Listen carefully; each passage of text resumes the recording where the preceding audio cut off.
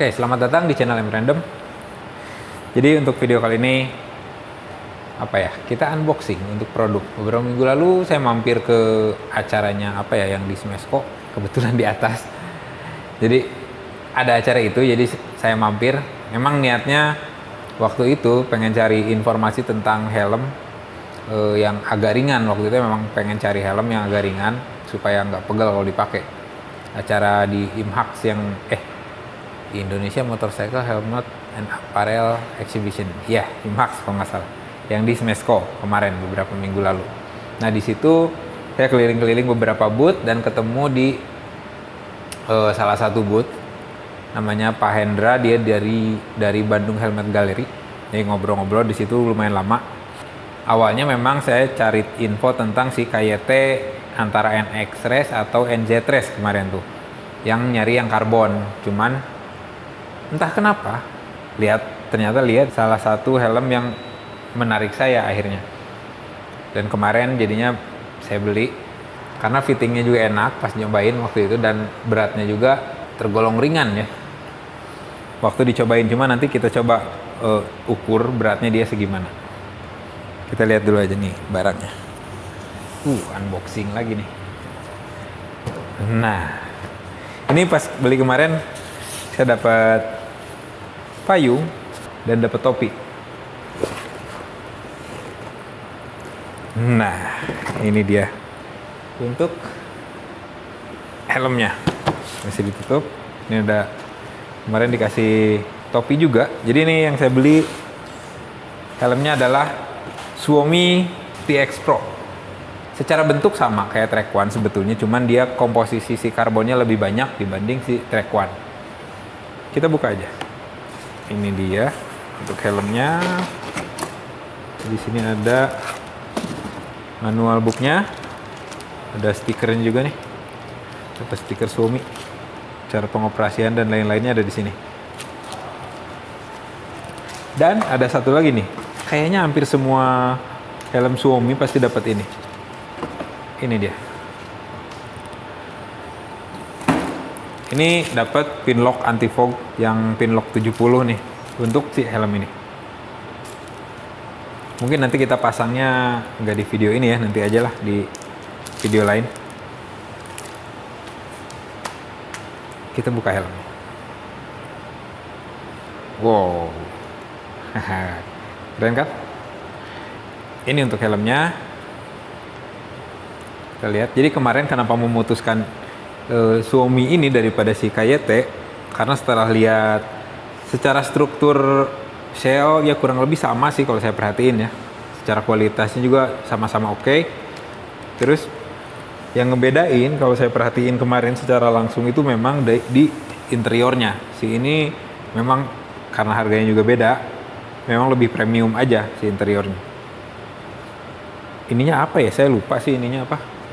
Si motifnya neon apalah gitu. Kalau menurut si helmnya, ini beratnya itu, ini saya pakai size M ya, lingkar kepala 57 cm kalau nggak salah kemarin. Ini pakai size M. Untuk beratnya ini di belakangnya ada 1350 gram, plus minus 50 gram ya, kurang lebih. Lalu udah ada sertifikasi ECE R22.06. Jadi kalau yang Trek One itu ECE R22.05 kalau nggak salah, ini 22.06. Perbedaannya itu dari pengetesannya. Untuk ini tuh dia pengetesannya ada beberapa pengetesan yang beberapa titik yang ditambahkan untuk pengetesannya. Jadi intinya untuk si ECE 22.06 ini, 2206 ini ya lebih standarnya lebih tinggi daripada 2205. Untuk visornya ini ada, nah ini ada locknya. Pergerakan si visornya enak ya ini. Nah, lalu di sini kita ada dudukan pin locknya, anti fognya.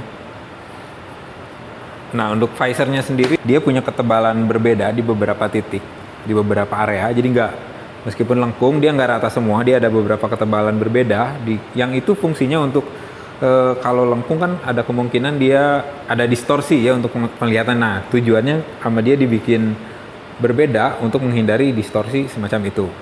Ini yang saya sukai dari ini. Sebenarnya si kayak TNX Race, NZ Race itu grade-nya untuk partnya kurang lebih sama sih kalau saya perhatiin. Kayak ratchetnya seperti, kayaknya ratchetnya sama deh. Ratchetnya bisa ditukar. Dan visornya mungkin sama, cuma saya nggak tahu pastinya. Jadi saya nggak bisa bilang ini sama persis. Tapi sepintas kalau dilihat memang sama. Mungkin ada teman-teman yang pernah nyoba nge-switch dari KYT ke Suomi ini. Tolong komen aja di bawah. Ini udah SNI juga. Apakah sudah DOT?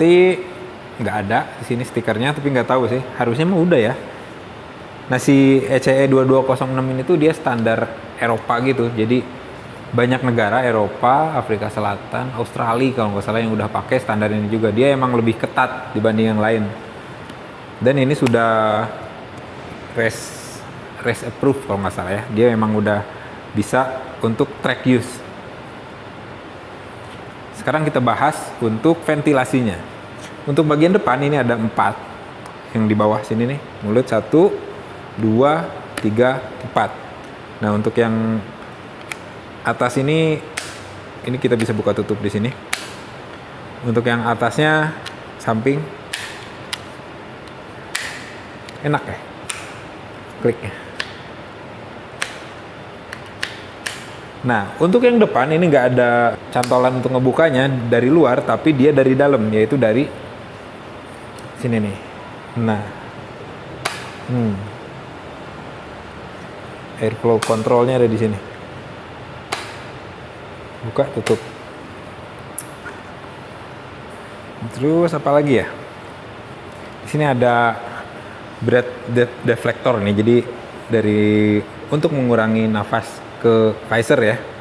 Jadi ada ini, lalu ada chin curtain juga. Di sini ada chin curtain nih.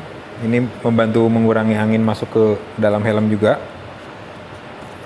Untuk shellnya sendiri, kalau nggak salah saya baca dia itu ada 2 shell. Dari yang S sampai L sampai M gitu, dia 1 shell. Kalau nggak salah sampai M dia 1 shell. Ketika untuk L ke atas dia shellnya beda lagi, lebih besar. Kalau nggak salah untuk yang shell besar, dia di tulisan sininya di 1450 gram. Kalau ini kan 1350 gram. Tapi nanti kita akan coba timbang lagi untuk berat pastinya. Lalu, ini bentuknya kayak lebih oval gitu ya. Menurut Suomi, dia udah melakukan wind tunnel test untuk si helm ini. Jadi dia bisa stabil ketika high speed di jalan lurus ataupun di belokan ya, di cornering. Nah, di sini juga ada spoiler di belakangnya. Kita bisa lihat di sini. Jadi kalau kita perhatikan nih, spoilernya itu ada bolongnya gitu. Dari sini masuk ke belakang. Karena tadi kita bahas di depan ini ada 4. Nah, untuk bagian belakang sendiri di sini ada 2 exhaust untuk pembuangannya. Di sini dia berbarengan sama si spoilernya di daerah sini nih. Situ tuh ada kelihatan. Untuk bahannya sendiri, si Suomi ini dia pakai 3 material. Meskipun untuk luarnya kita lihat ini tuh udah karbon aja ya untuk luarnya, jadi emang shellnya karbon aja. Cuman untuk dalamnya itu ada karbon, aramid sama fiberglass yang mereka komposisikan, disatukan untuk struktur yang lebih kuat dan ringan. Jadi untuk karbon mungkin kawan-kawan udah tahu bentuknya seperti ini, yang hitam itu ya. Untuk aramid itu sebetulnya seperti mungkin orang tahu Kevlar ya. Kevlar itu tapi kan brand.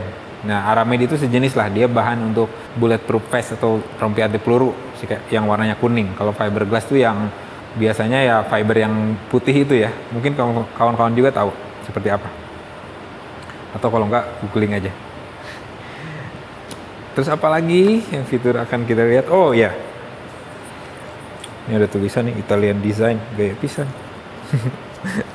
Jadi si Suomi ini, dia tuh sebetulnya 2014 dia diakuisisi sama KYT. Mungkin sahamnya sebagian besar udah milik KYT, makanya dari KYT dan Suomi dia punya bahasa desain yang sama. Bentukannya, garisnya kayak sama gitu ya. Cuman kemarin kalau saya bandingin sama si NZ Race kemarin tuh, untuk shellnya, ketika saya bandingin si NZ Trace atau NX Trace itu relatif sedikit lebih besar atau lebih lebar dibanding si Xiaomi TX Pro ini. Kita lihat bagian dalamnya, ini tuh bisa dibuka juga si paddingnya ya. Ini emang beda sih, kemarin saya lihat bandingin sama KYT bahan ininya. Nah di sini dia ada seperti biasa double D-ring untuk chin strapnya. Lalu di sini ada emergency quick release. Jadi kalau emergency ini bisa langsung ditarik. Dan untuk si tekstilnya juga, si fabriknya juga ini tuh disebutkan di websitenya itu dia material yang apa ya, breathable lah istilahnya. Jadi nggak terlalu panas, dan ketika kita berkeringat pun dia keringnya lebih cepat. Apalah istilahnya, pokoknya itulah. Saya mau coba dulu nih. Penampakannya kalau dipasang. Soalnya kemarin saya cari tuh yang agak kecilan, karena kan badan saya kecil nih, kurus segini.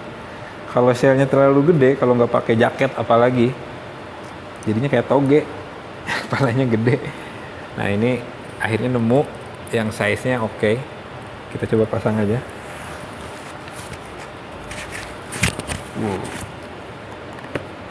Oke ini, fittingnya enak, nyaman banget sih ini.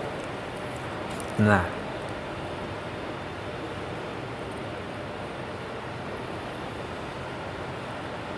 oke kan? Ya, kalau ditutup kayak gini. Jangan lupa lock.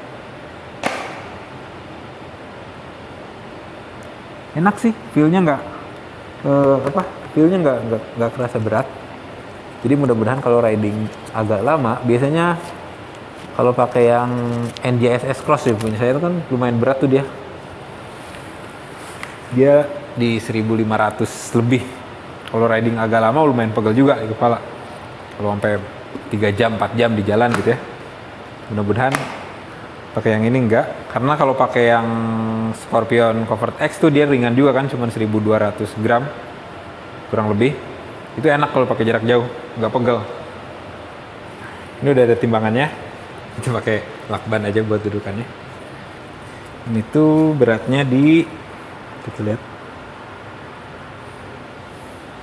1284. Ini lebih ringan daripada informasi yang disampaikan ya, kan bawaannya tadi informasinya 1350-an ya. Ini lebih ringan. Bahkan ini dekat sama si Scorpion Cover X punya saya nih, seginian juga kalau nggak salah. 1260-an kalau nggak salah yang Cover X dulu ya. Nah, untuk si view-nya, untuk view si visornya ini, dia udah atas bawah, view-nya di 90 derajat. Kanan kiri di 210. Jadi memang lumayan luas. Jadi view-nya ya, kan biasanya kadang beberapa full face kayak mengganggu nih si area ininya, apalagi nih ketika lagi nunduk nih, pasti tetap visualnya, view untuk kedepannya lebih kelihatan.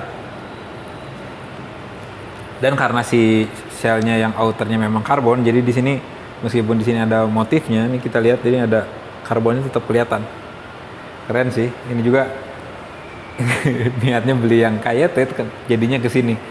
Ya nambah-nambah budget sedikit lah. Nanggung soalnya. Dan ini juga udah built-in, bukan built-in, udah ready untuk intercom ya. Kalau kita lihat di sini, intercom ready, udah ada. Ya, kalau kita lepas juga nih udah. Kalau pakai intercom ini tinggal dilepas aja. Jadi setahu saya emang si Xiaomi dan KYT yang premiumnya ya, kayak NZ Trace, NX Trace itu untuk desain dan developmentnya memang di Itali. Untuk produksinya saya nggak tahu, mungkin di Indonesia produksinya. Ini juga mungkin produksinya di Indonesia, sih nggak ada infonya sih dia made in mana. Nggak ada. Ada nih. Nggak ada informasinya. Tapi kayaknya sih made in Indonesia sih. Tapi memang developmentnya untuk development desainnya di Itali. Sama kayak si NX Race dan NZ Race. Kita buka aja. Kayaknya enak nih. Kita bukanya.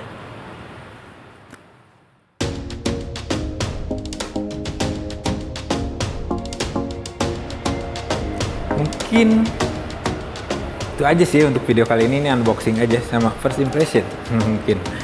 Tapi belum dicoba juga sih. Mungkin nanti setelah saya coba akan saya coba review gimana hasilnya. Mungkin nanti kita pakai riding. Mana ya? Lihat nanti aja deh. Ini tuh harganya di kisaran 5,5 juta. Kalau yang kayak kayaknya di 4 jutaan ya. 4 juta sekian kalau nggak salah. Dekat-dekat juga sih sebetulnya. Buat kawan-kawan yang udah nonton, terima kasih sudah menyaksikan. Kalau ada pertanyaan silahkan komen aja di bawah. Terima kasih sudah menyaksikan. Sampai jumpa di video selanjutnya.